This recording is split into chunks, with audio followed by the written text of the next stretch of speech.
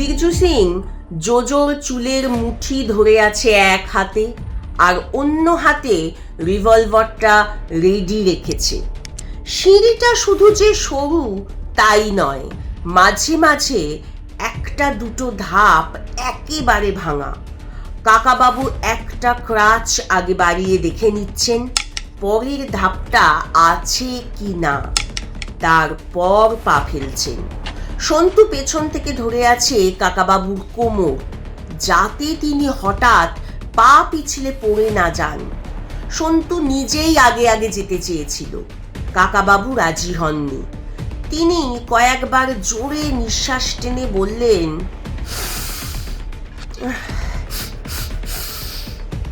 একটা বিচ্ছিরি গন্ধ পাচ্ছি। কিসের গন্ধ বলতে পারিস? সন্তু বলল, ঠিক বুঝতে পারছি না, কিছু একটা পচা গন্ধ মনে হচ্ছে। প্রায় 30টা সিঁড়ি নামবার পর টর্চের আলোয় চকচক করে উঠল কালো জল। কাকাবাবু বললেন, এই রে, এখানে তো জল রয়েছে দেখছি, কতটা গভীর কে জানে। সন্তু বলল, আমি নেমে দেখব? কাকাবাবু বলল, না না, আগেই তোর নামবার দরকার নেই, আমি দেখে নিচ্ছি। সিঁড়ির ওপর বসে তিনি একটা ক্রাচ বাড়িয়ে দিলেন সামনে। সেটা বেশি ডুবল না, মাটিতে ঠক ঠক শব্দ হলো। কাকাবাবু বললেন, না, এখানে বেশি জল নেই, সামনে আর সিঁড়িও নেই, শক্ত মাটি, এখন আর চিন্তার কিছু নেই। সেই জলের মধ্যে এগোতে এগোতে এক জায়গায় হাঁটু পর্যন্ত ডুবে গেল, তারপর জল আবার কমে গেল। খানিকটা জায়গা একেবারে শুকনো। কাকাবাবু বললেন, এই রাস্তাটা উঁচু নিচু, যেখানটা ঢালু সেখানে জল জমে আছে। জোজো বলল, এত নিচে জল এলো কি করে? কাকাবাবু বললেন, সেটা ঠিক বুঝতে পারছি না এখনো। সন্তু বলল, মাটির তলা থেকে জল উঠতে পারে, এরকম একটা গভীর কুয়ো খুঁড়লে জল কি বেরোতো না? কাকাবাবু বললেন, এসব পাথুরে দেশে অনেক গভীর করে কুয়ো খুঁড়তে হয়, তাছাড়া যেখানে মাটির তলা থেকে জল ওঠে সেখানে রাজারা গুপ্তঘর কি বানাতো? কি জানি, দেখা যাক। জোজো বলল, আচ্ছা, এই লোকটা আমার চুল খামচে ধরে আছে কেন? কাকাবাবু বললেন, সত্যিই তো, ওর চুল চেপে ধরার কি দরকার? টর্চের আলোটা ঘুরিয়ে তিনি বিরজু সিংকে বললেন, এই, তুমি ওকে ছেড়ে দাও না, আমরা তো আর পালাচ্ছি না এখান থেকে। বিরজু সিং গম্ভীর ভাবে বলল, নেহি নেহি ছোড়েগা। কাকাবাবু বললেন, এ তো আচ্ছা গোয়ার দেখছি। জোজো সন্তুর কোমরে খোঁচা মেরে কি একটা ইঙ্গিত করলো, তারপর সে কাকুতি মিনতি করে বলল, ও সিংজি, একবার একটু ছাড়ো, আমার খুব মাথা চুলকোচ্ছে, একবার একটু চুলকে নি। বিরজু সিং হাতের মুঠিটা আলগা করলো। জোজো পকেট থেকে হাত বের করে মাথা চুলকানোর জন্য ওপর দিকে হাত তুলেই শুকনো লঙ্কার গুঁড়ো ছুঁড়ে দিল বিরজু সিং এর চোখে। বিরজু সিং মর গয়া করে আর্তনাদ করে উঠল। সেই অবস্থাতেই এক হাতে চোখ চাপা দিয়ে অন্য হাতে গুলি চালাতে লাগলো। সন্তু তার ত্রিশূলটা দিয়ে খুব জোরে মারলো সেই হাতে। হাত থেকে রিভলভারটা খসে পড়ে গেলেও বিরজু সিং অন্ধের মতো লাফিয়ে লাফিয়ে জোজোকে জাপটে ধরলো, গলা টিপে ধরলো। তারপর সন্তু আর এক ঘা ত্রিশূল কষালো তার মাথায়। বিরজু সিং আহ বলে ঢলে পড়ে গেল। কাকাবাবু বললেন, কি করলি রে, মেরে ফেললেন নাকি লোকটাকে? সন্তু বলল, না না, ত্রিশূলের পাশ দিয়ে মেরেছি, গেঁথে দিইনি, অজ্ঞান হয়ে আছে। জোজো, তুই কি করলি রে লোকটাকে?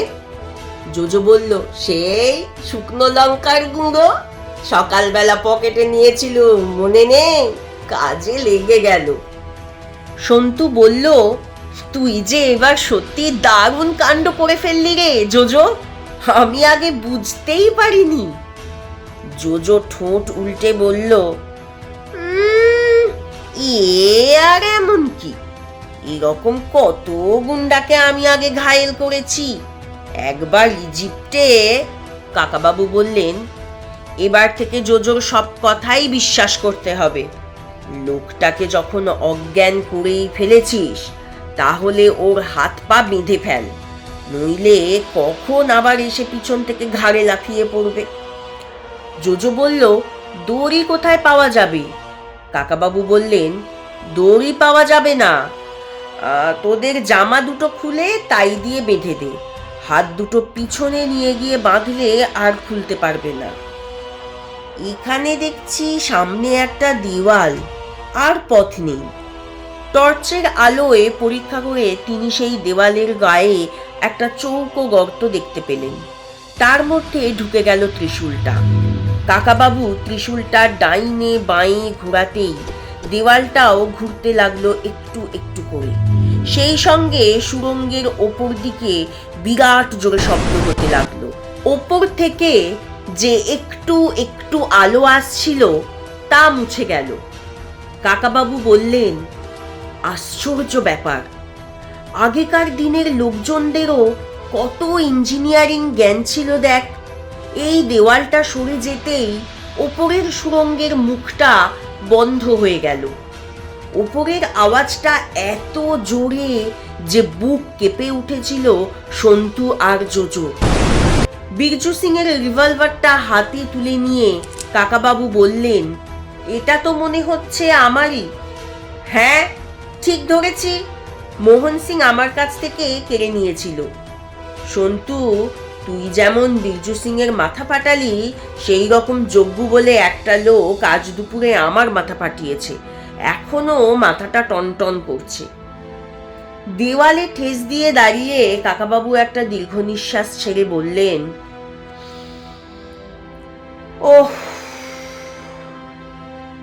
এতক্ষণে মুক্তি পাওয়া গেল। আজ সারাটা দিন বড্ড জ্বালিয়েছে ওরা। এবার আর ওপর থেকে শিবলিঙ্গটা ওরা সরাতে পারবে না, ওটা ভাঙতেও পারবে না। কোনো কুলি মজুরও শিবলিঙ্গ ভাঙতে রাজি হবে না। এখন হিরেটা খুঁজে পাই বা না পাই তাতে কিছু যায় আসে না, কি বল? সন্তু বলল, কাকাবাবু, একখানা হীরের জন্য এরা এত কাণ্ড করছে কেন?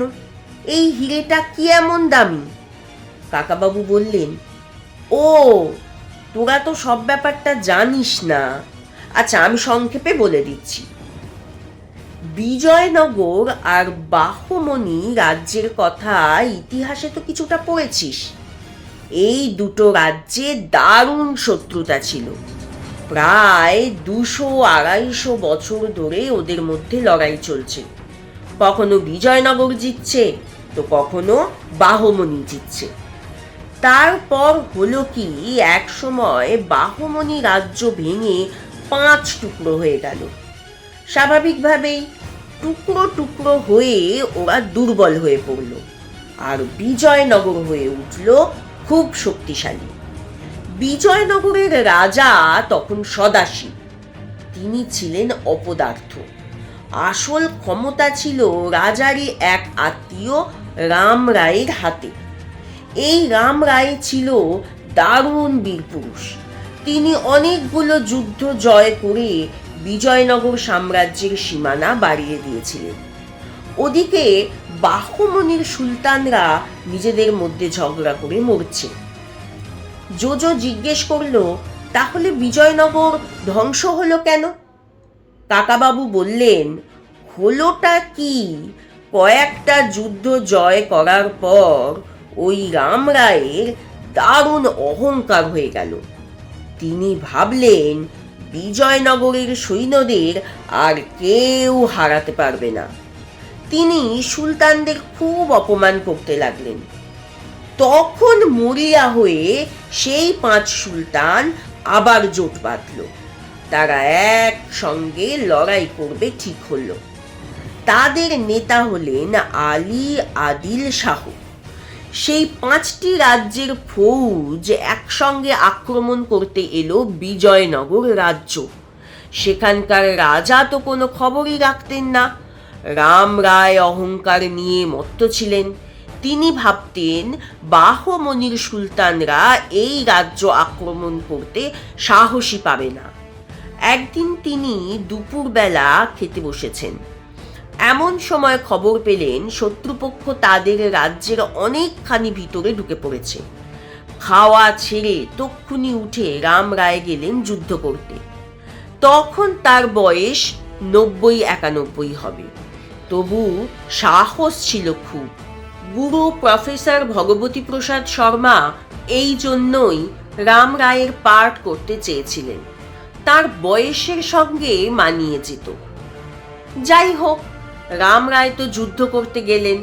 সৈন্যদের বললেন আলী আদিল আর অন্যান্য সুলতানদের প্রাণে মারবে না, জ্যান্ত ধরে আনবে, আমি তাদের খাঁচায় পুরে পুষব।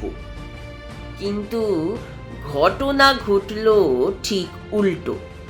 রাম রায় যুদ্ধে যেতে না যেতেই শত্রুপক্ষের একটা হাতি পাগলা হয়ে ঢুকে পড়ল এদিকে। সেই পাগলা হাতির তাণ্ডবে কাছাকাছির সৈন্যরা ভয়ে দৌড়াতে লাগলো। রাম রায় একটা চতুর্দোলা চেপেছিলেন, সেটা থেকে তিনি পড়ে গেলেন। অমনি শত্রুপক্ষের কিছু সৈন্য তাকে দেখতে পেয়ে ধরে নিয়ে গেল সুলতানের কাছে। সুলতান একটুও দেরি না করে রাম রায়ের মুন্ডুটা কেটে ফেলে একটা লম্বা বর্ষার ফলকে গেঁথে উঁচু করে দেখাতে লাগলেন বিজয়নগরের সৈন্যদের। রাম রায়ের কাটা মুন্ডু দেখেই বিজয়নগরের সৈন্যরা ছত্রভঙ্গ হয়ে গেল। বিজয়নগরের সৈন্যবাহিনী ছিল বিশাল, ঠিকঠাক লড়াই করলে তারা জিততেও পারত, কিন্তু একজন ভালো সেনাপতির অভাবে তারা গো হারান হেরে গেল। যে যেদিকে পারল পালালো। যুদ্ধে জয়ী হবার পর আলী আদিল ঠিক করলেন বিজয়নগরের রাজধানীটাকেই একেবারে ভেঙে গুঁড়িয়ে দেবেন, যাতে এই রাজ্য আর কোনো দিন উঠে দাঁড়াতে না পারে। মাত্র কয়েক দিনের মধ্যেই বিজয়নগর একেবারে ধ্বংস হয়ে গেল। সন্তু বলল, পুরো শহরটাকেই ধ্বংস করে দিল? কাকাবাবু বললেন, হ্যাঁ, বাড়ি ঘর, দোকানপাট, মন্দির টন্দির সব, হাজার হাজার লোককে মেরে ফেলে। দু একটা মন্দির শুধু টিকে গেছে, আর রাজপ্রাসাদের খানিকটা অংশ। মোট কথা বিজয়নগর চিরকালের মতন ধ্বংস হয়ে গেল। তারপর আর এখানে মানুষ থাকেনি। 400 বছর ধরে এই রকম ধ্বংসস্তূপ হয়েই পড়ে আছে। সন্তু জিজ্ঞেস করল, তাহলে সেই হিরেটা? কাকাবাবু বললেন, হ্যাঁ, এবার হিরেটার কথা বলি। তখন ইউরোপিয়ান বণিকরা এদেশে আসতে শুরু করেছে। বিজয়নগরের জাঁকজমক দেখে তারা অবাক হয়ে যেত। ধন দৌলত মণিমাণিক্যের শেষ ছিল না। কেউ কেউ বলেছে বিজয়নগর রোমের চেয়েও বড় শহর ছিল। পর্তুগিজ, ইটালিয়ান পর্যটকেরা বিজয়নগরের কথা লিখে গেছেন। এখানে তখন অনেক হিরে পাওয়া যেত। গোলকুন্ডার হীরের খনিও ছিল বিজয়নগর রাজ্যের মধ্যেই। তার মধ্যে কয়েকজন পর্যটক একটা হীরের কথা লিখেছে, যেটা প্রায় অবিশ্বাস্য। সেই হীরেটা নাকি একটা মুরগির ডিমের সমান। পৃথিবীতে এত বড় হীরে আজও কেউ দেখেনি। সেই হীরেটা গেল কোথায়? সন্তু বলল, সুলতানের সৈন্যরা যখন বিজয়নগর ধ্বংস করে তখন নিশ্চয়ই লুটপাটও করেছিল, তারা সেই হীরেটা পায়নি। কাকাবাবু বললেন, লুটপাট তো করবেই, গরুর গাড়ি ভর্তি করে সোনা দানা হীরে জহরত নিয়ে গেছে। রাম রায় মারা যাবার পর রাজা সদাশিবও তাড়াতাড়ি যা পেয়েছেন সোনা দানা নিয়ে পালিয়েছেন, কিন্তু মুরগির ডিমের মতো হীরেটা তার কাছে ছিল না। অনেকে বলে যে বিজয়ী বীর হিসাবে আলী আদিল শাহ সেই হীরেটা পেয়েছিলেন, কিন্তু সেটাও বোধহয় সত্যি না। তারপর সেটা গেল কার কাছে? অত বড় হীরেটা তো হারিয়ে যেতে পারে না। মোগল সম্রাট শাহজাহানের কাছে যে কোহিনূর ছিল সেটা নানান হাতে ঘুরে শেষ পর্যন্ত পাঞ্জাব কেশরী রণজিৎ সিং এর নাবালক ছেলের কাছ থেকে ইংরেজরা নিয়ে নেয়। সেটা এখনো ইংল্যান্ডের রানীর সম্পত্তি। আর কোহিনূরের চেয়েও বড় একটা হিরে সম্পর্কে সারা পৃথিবীর মানুষের কৌতূহল তো থাকবেই। জোজো বলল, হিরেটা তাহলে এখানেই আছে? কাকাবাবু বললেন, বহু লোক এখানে এসে বিজয়নগরের বিখ্যাত হিরেটা খোঁজাখুঁজি করেছে। আমিও একবার এসে খুঁজে গেছি, কেউ কোনো সন্ধান পাইনি। কিন্তু হিরে তো কখনো ভাঙে না বা নষ্ট হয় না, তাহলে সেটা অদৃশ্য হয়ে যাবে কি করে? অনেকের ধারণা হয়েছে সেটা নিশ্চয়ই কোনো রাজা বাদশার হাত থেকে নদীতে বা সমুদ্রে পড়ে গেছে। এছাড়া আর কোনো ব্যাখ্যা নেই। কিন্তু প্রফেসর ভগবতী প্রসাদ শর্মা ওই হিরেটার সন্ধানে বহু বছর ধরে লেগেছিলেন। তার দৃঢ় ধারণা ছিল হিরেটা এখানেই আছে। হঠাৎ কিছুদিন আগে তিনি একটা পুঁথির খোঁজ পান। সেই পুঁথিতে লেখা আছে যে রাম রায় সেই হিরেটা বিঠ্ঠল স্বামী মন্দিরে দান করেছিলেন। অত দামি জিনিস বাইরে রাখা হতো না, এই মন্দিরেরই কাছাকাছি কোনো গুপ্ত জায়গায় সাবধানে রাখা থাকতো। সন্তু বলল, পুঁথি মানে কি জিনিস জানিস তো জোজো? পুরনো আমলের হাতে লেখা বই, পুঁথির মালা পুঁথি নয়। জোজো বলল, জানি জানি, এ তো সবাই জানে। সন্তু বলল, সুলতানরা এই মন্দিরটা কেন ভাঙলো না? এখানে কেন লুটপাট করেনি? আর আপনি কি যেন বাজনার কথা বলছিলেন তখন? কাকাবাবু বললেন, সেটাও একটা গল্পের মতন। সুলতানদের বাহিনী যখন বিজয়নগর ধ্বংস করার জন্য কামান দাগতে এগোচ্ছে, তখন কামানের আওয়াজ একবার থামতেই তারা সুন্দর টুংটাং ঝুনঝুন শব্দ শুনতে পাচ্ছিল, ঠিক যেন কোনো মিষ্টি বাজনার মতন। তারা তো দারুণ অবাক, এই রকম সাংঘাতিক যুদ্ধের মধ্যেও কে বাজনা বাজাবে? আরও একটু এগিয়ে এসে দেখলো মন্দিরের বারান্দায় পাকা চুল দাড়ি আর ধবধবে সাদা কাপড় পরা একজন পুরোহিত একা একা দাঁড়িয়ে আছে, আর সেই মন্দিরের থাম থেকে আপনি আপনি বাজনার শব্দ হচ্ছে। তখন সৈন্যরা ভাবলো এটা কোনো অলৌকিক ব্যাপার। তারা ভয়ে আর এই মন্দিরের কাছে ঘেঁষল না। আসল ব্যাপারটা হচ্ছে এই মন্দিরের থামগুলো বিশেষ কায়দায় তৈরি। কিছু দিয়ে আস্তে টোকা মারলেই সুন্দর গানের সুরের মতন শব্দ হয়। সেদিন কামানের প্রচণ্ড গর্জনে যে ভাইব্রেশন হচ্ছিল, তাতেই মন্দিরের থাম থেকে আপনি আপনি সুর বেরোচ্ছিল। সেই সুর শুনে সৈন্যরা ভয় পেয়ে পালালো বলেই মন্দিরটা বেঁচে গেল। এখনো এই মন্দিরের থামে ঠোকা দিলে সেই সুর শোনা যায়। রঞ্জনকেও ওই বাজনাই শোনাবো বলেছিলাম। ও হ্যাঁ, রঞ্জনরা কোথায় গেল? রঞ্জন রিঙ্কুকে তোরা দেখিসনি? সন্তু বলল, না, জোজো আর আমি আগেই অজ্ঞান হয়ে গেলুম ওই শরবত খেয়ে। জোজো বলল, রঞ্জনদা 1.5 গেলাস খেয়েছিল, হয়তো রঞ্জনদার এখনো জ্ঞানই ফেরেনি। সন্তু বলল, আমাদের চেয়ে রঞ্জনদার চেহারা অনেক বড়, তাড়াতাড়ি হজম করে ফেলতে পারে, কিন্তু আমাদের দুজনকে যেখানে ওরা ফেলে এসেছিল সেখানে রঞ্জনদা রিঙ্কুদি বোধহয় ছিল না। কাকাবাবু জিজ্ঞেস করলেন, তোদের কোথায় ফেলে দিয়ে এসেছিল? জোজো বলল, অনেক দূরে একটা পাহাড়ের ওপর জঙ্গলের মধ্যে। আমাদের মেরে ফেলতে চেয়েছিল। যেভাবে আমরা ফিরে এসেছি তা আপনি শুনলে। কাকাবাবু বললেন, আচ্ছা আচ্ছা আচ্ছা, ঠিক আছে, সে ঘটনা পরে শুনবো। রঞ্জন রিঙ্কুর জন্য চিন্তা হচ্ছে খুব, কিন্তু এখন তো কিছু উপায়ও নেই। এখান থেকে বেরিয়ে তারপরে ওদের খোঁজ করতে হবে। জোজো বলল, এখান থেকে আমরা কি করে বেরোবো? ওপরে উঠলেই তো ওরা ধরবে। কাকাবাবু বললেন, না, ওপরে আর ওঠা যাবে না। সাধারণত এই ধরনের সুড়ঙ্গের 2টো মুখ থাকে, আর শেষ পর্যন্ত গিয়ে দেখা যাক।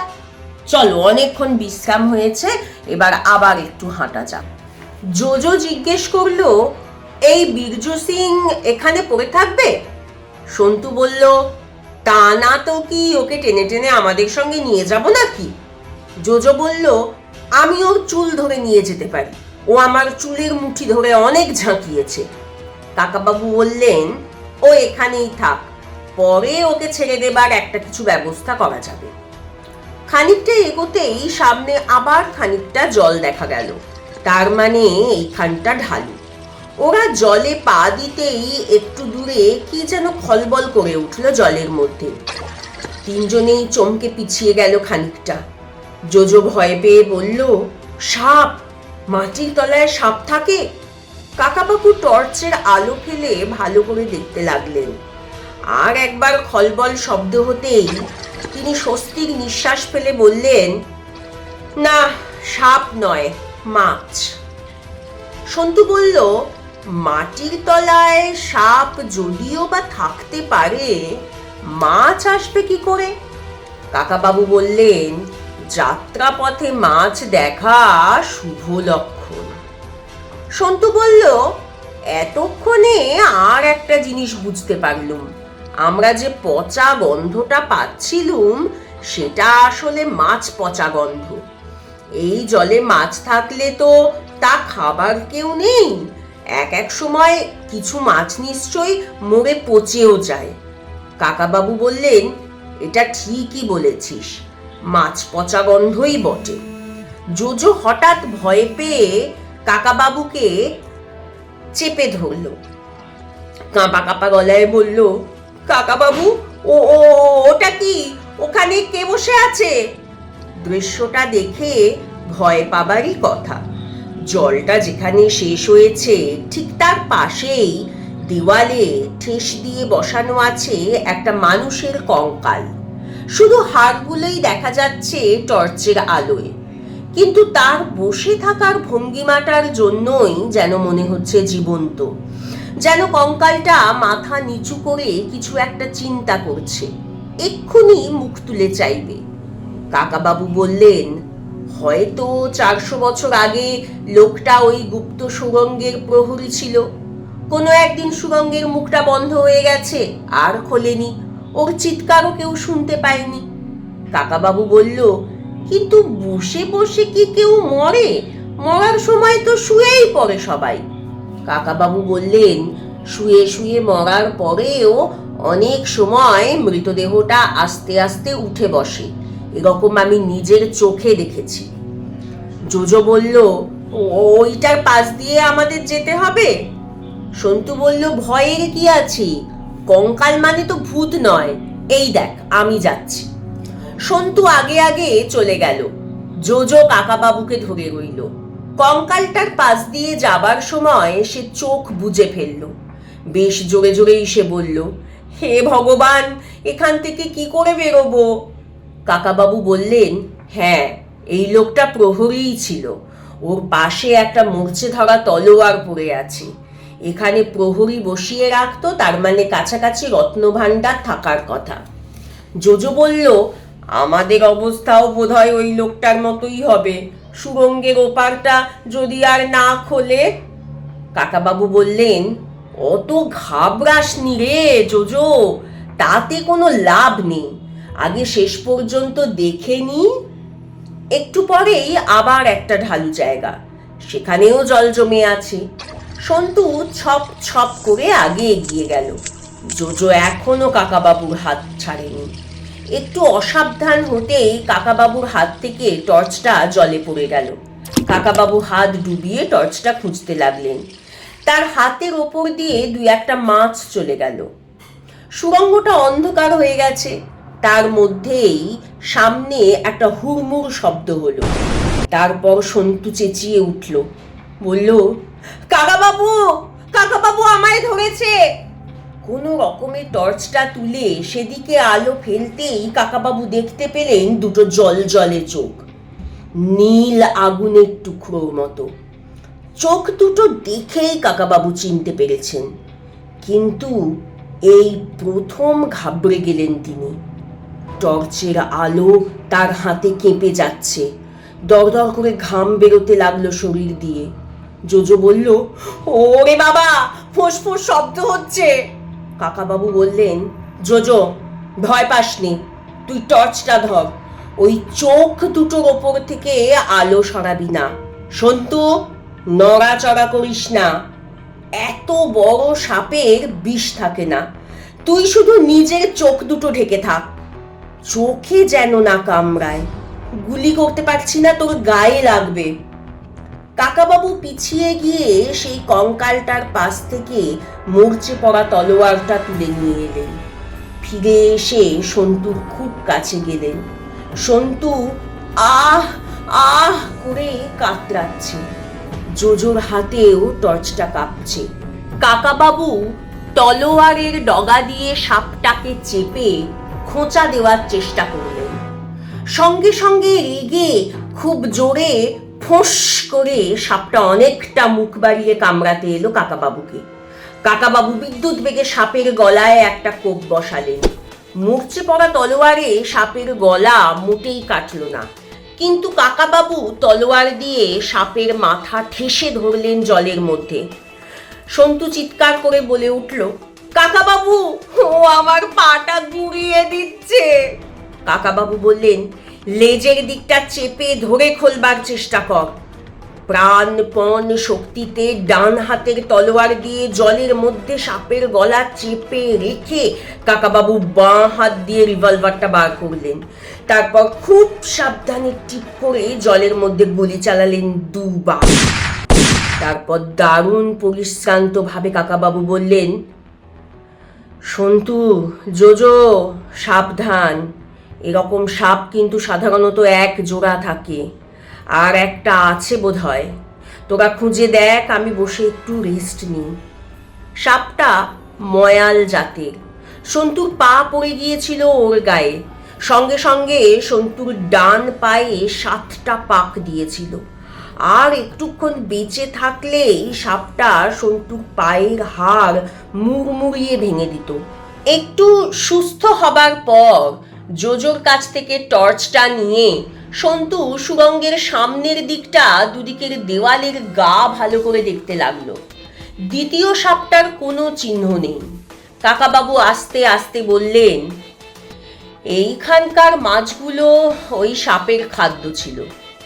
সন্তু সে কথা শুনতে পেল না। সুরঙ্গের একদিকের দেওয়ালে কুলুঙ্গির মতন এক জায়গায় কাটা, সেখানে আলো ফেলতেই কি যেন ঝকঝক করে উঠল। সে বারবার সেখানে আলো ফেলছে। ওখানেই কি দ্বিতীয় সাপটা আছে?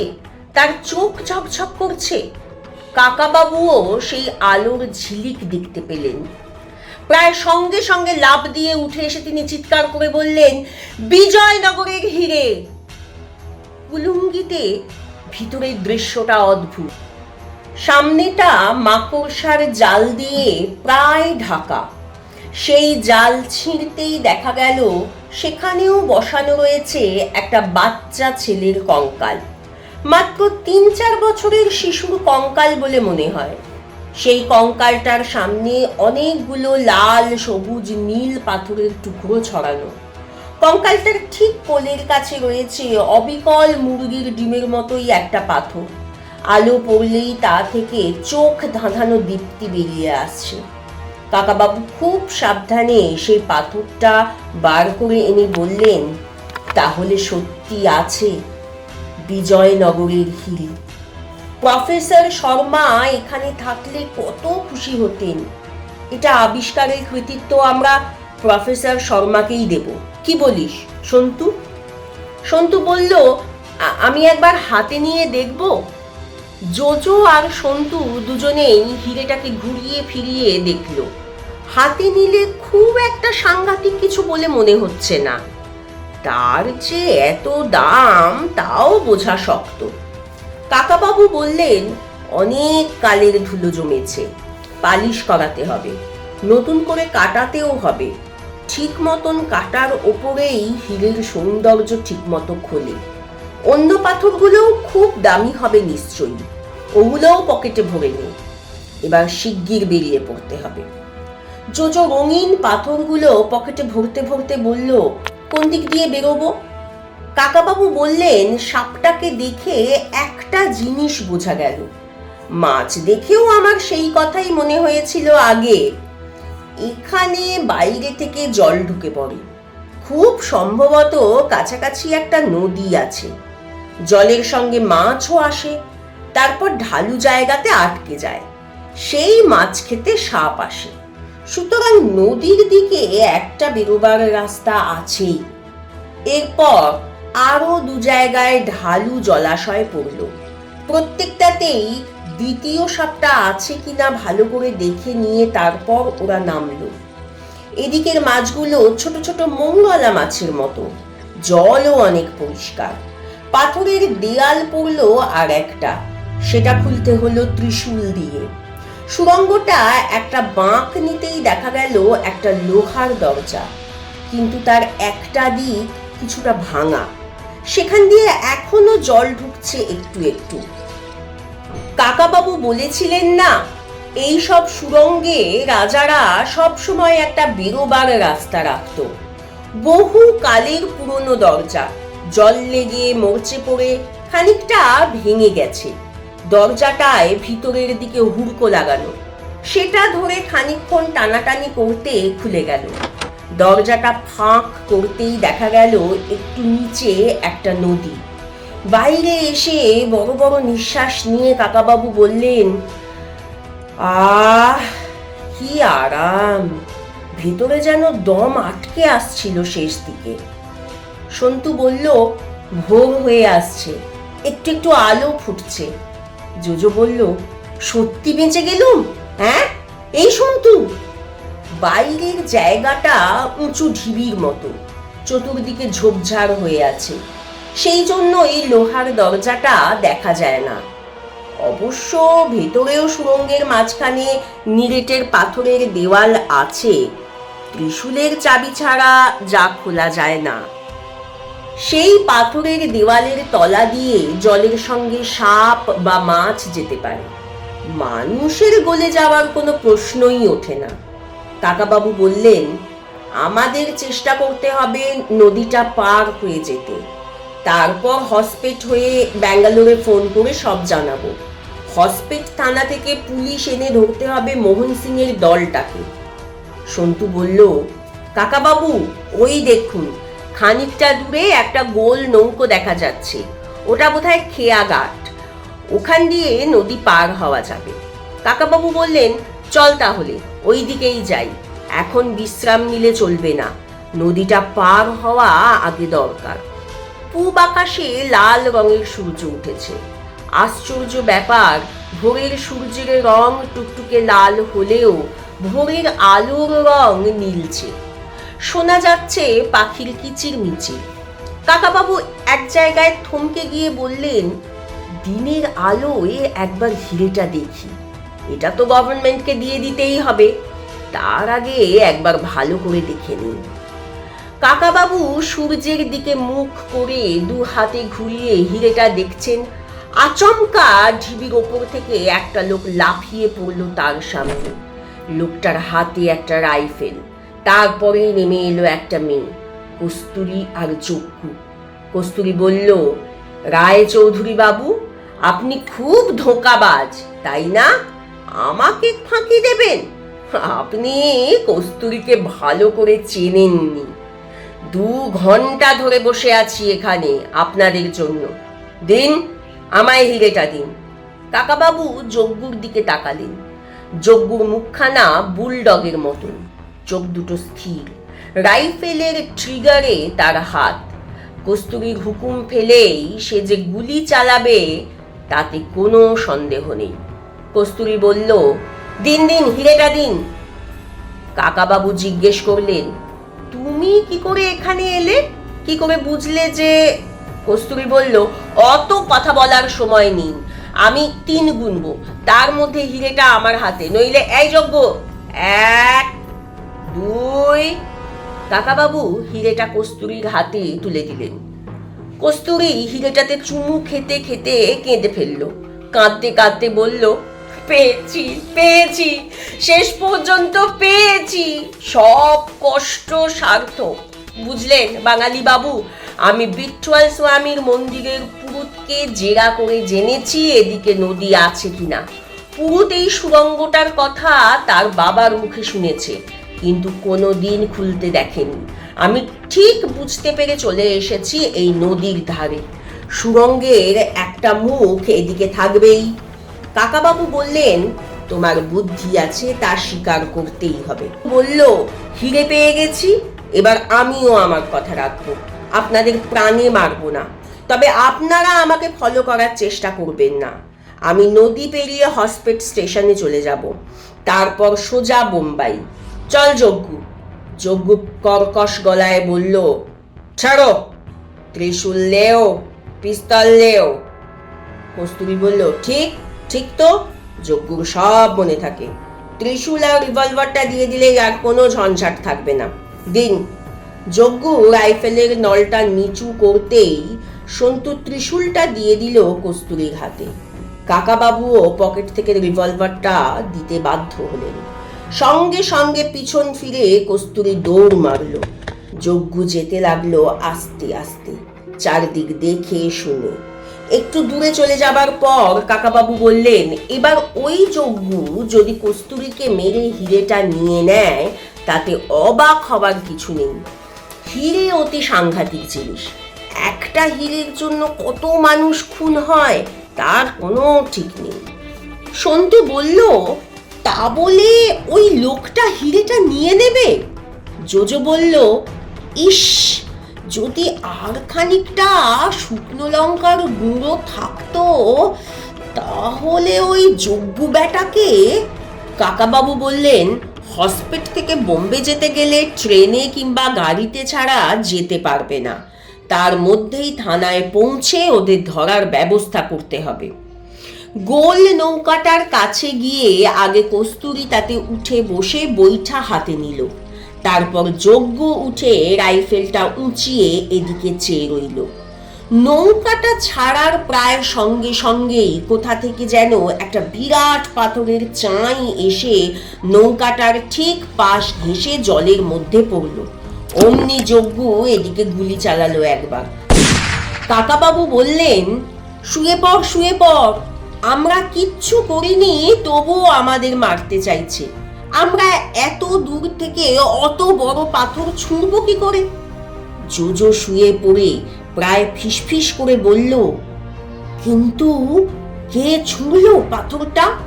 মোহন সিং। ঢিবির ওপর থেকে আবার একটা পিল্লায় পাথর এসে পড়ল নৌকোর ওপর, আর একটা যজ্ঞুর মাথায়। এর মধ্যে নৌকোটাও উল্টে গেছে। যজ্ঞ আর কস্তুরী পড়ে গেছে জলে। কাকাবাবু বললেন, কি ব্যাপার হলো কিছুই যে বুঝতে পারছি না। কেউ কোনো শব্দ করিস না, চুপচাপ শুয়ে থাক, দেখা যাক এরপর কে আসে। এইবার শোনা গেল একটা উঁচু গলায় গান। কেউ গাইছে, হইং গেল, হইং গেল, হইং গেল, হইং গেল। খানিক দূরে ঢিবির ওপর থেকে গড়িয়ে নেমে এলো রঞ্জন আর রিঙ্কু। কস্তুরী সাঁতার জানে না, সে জলে হাবুডুবু খাচ্ছে। রিঙ্কু জলে ঝাঁপিয়ে পড়ে টেনে তুলল তাকে। রঞ্জন বলল, ও বেটাকে তুলো না, ও একটু নাকানি চোবানি খা। সন্তু, রঞ্জন দা বলে চিৎকার করে ছুটে গেল ওদের দিকে। কাকাবাবু হেসে বললেন, রঞ্জনটা একটা খেল দেখালো বটে, আমি তো শেষ মুহূর্তে আশাই ছেড়ে দিয়েছিলাম। চল জোজো। কস্তুরী মাটিতে পা ছড়িয়ে বসে হাপুস নয়নে কাঁদছে আর বলছে, আমার হিরে জলে ডুবে গেল, আমার হিরে, কি সর্বনাশ হলো, কেন আমাকে জল থেকে তুললো গো, সব গেল, সব গেল। জোজো হতাশ ভাবে বলল, কাকাবাবু, হিরেটা জলে ডুবে গেল, এত কাণ্ডের পরেও হিরেটা রাখা গেল না। কাকাবাবু হাঁটতে হাঁটতে বললেন, এই নদীতে বেশি জল নেই, জেলে এনে জাল ফেলে দেখতে হবে, পাওয়া যাবে মনে হয়, পেতেই হবে। রঞ্জন রিঙ্কুকে জিজ্ঞেস করলো, এই মেয়েটা এত কাঁদছে কেন? মোটে তো একখানা হিরে গেছে, তাতে কি হয়েছে? সন্তু বলল, ও রঞ্জন দা, তুমি তো হিরেটার কথা কিছুই জানো না। এটা বিজয়নগরের হিরে, ওয়ার্ল্ড ফেমাস। এটার জন্য আমরা কত কষ্ট করলাম। রঞ্জন সন্তুর কাঁধ চাপড়ে বলল, আরে রাখ তো হিরের কথা, হিরে মানে তো কয়লা, এক টুকরো কয়লাও যা, একটা হিরেও তা। তারপর সে কাকাবাবুকে দেখে আনন্দে দু হাত তুলে বিশাল শরীর নিয়ে নেচে নেচে গাইতে লাগলো, হইং গেল সবং কিছু ঠিক ঠাকুর হইং গেল, কাকা বাবু কেমন আছেন? কাকাবাবু মুচকি হেসে বলল, আর একটু কাজ বাকি আছে, চলো আগে ওপারে যাওয়া যাক। আমি আর কস্তুরী আগে খেয়া নৌকায় যাব, তারপর যজ্ঞুর ওপর তোমরা নজরে রেখো, ওকে ও পারে নিয়ে যাবার দরকার নেই। কাকাবাবু এগিয়ে গিয়ে কস্তুরীর হাত ধরলেন। কস্তুরী জোর করে হাত ছাড়িয়ে নেবার চেষ্টা করে বলল, আমি এখন যাব না। কাকাবাবু তার চোখের দিকে তাকিয়ে ধমক দিয়ে বললেন, এখন আমি যা বলবো তাই তোমাকে শুনতে হবে, চলো দেরি করো না। গোল নৌকাটায় উঠে কাকাবাবু বসে পড়লেন। তার চোখের ইঙ্গিত পেয়ে রঞ্জন আর সন্তু কস্তুরীকে প্রায় চ্যাংদোলা করে তুলে দিল। মাঝ নদীতে এসে কাকাবাবু বললেন, কস্তুরী, এত কষ্ট করে উদ্ধার করার পরেও হিরেটা হারিয়ে গেল। ছি ছি ছি, কি দুঃখের কথা। কস্তুরী বলল, নৌকোটা উল্টে গেল যে হঠাৎ, হিরেটা জলে পড়ে গেল। এর চেয়ে আমার ডুবে মরা ভালো ছিল। কত টাকা খরচ করেছি, কত কষ্ট করেছি, সব গেল।